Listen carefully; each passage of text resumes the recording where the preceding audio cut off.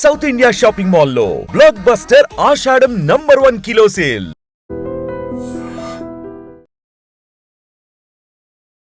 Welcome to ITM news. This is Pawan.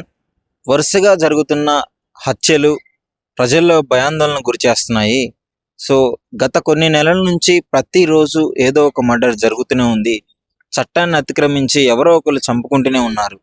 అది భార్యాభర్తలు కావచ్చు, ఆ స్నేహితులు కావచ్చు, ఇంకెవరైనా భూ వివాదాలు కావచ్చు, ఏదైనా కావచ్చు. వరుసగా ఇలాంటి హత్యలు ప్రజల్లో ఒక తెలియని భయాన్ని అయితే సృష్టిస్తుంది. ఎందుకు ఇలా మనుషులు మృగాల్లా మారుతున్నారు అని చెప్పేసి. తాజాగా జగిత్యాలలోని మరో మర్డర్ కేసు కూడా సంచలనం సృష్టిస్తోంది.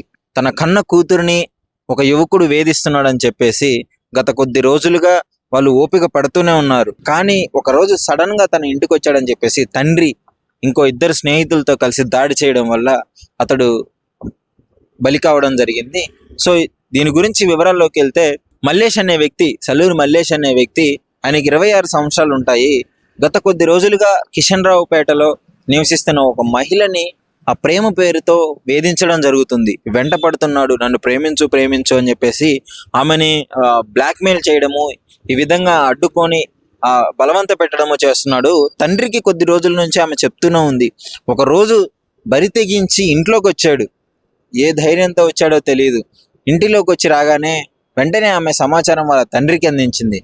తండ్రి రాజిరెడ్డి అదేవిధంగా ఇంకో 2 వాళ్ళ స్నేహితులను తీసుకొని వచ్చి ఇంటికి వచ్చి అతడి మీద దాడి చేయడం జరిగింది. సో ఆ దాడిలో అనుకోకుండా ఆ మల్లేష్ అనే వ్యక్తి, 26 సంవత్సరాల వ్యక్తి చనిపోవడం జరిగింది. సో చనిపోయిన తర్వాత ఆ పోలీస్ వాళ్ళు ఇన్వెస్టిగేషన్ చేశారు. అతడి మీద గతంలో కూడా కొన్ని ఇట్లా బ్లాక్మెయిల్ కేసులు, మహిళలు హింసించిన కేసులు ఉన్నాయని చెప్పేసి అది బయటికి రావడం జరిగింది. ఈ విధంగా అదంటే చట్టాన్ని చేతుల్లోకి తీసుకొని ఈ విధంగా చంపేయడం వల్ల ఇప్పుడు తన కూతురు ఒంటరిదైపోతుంది.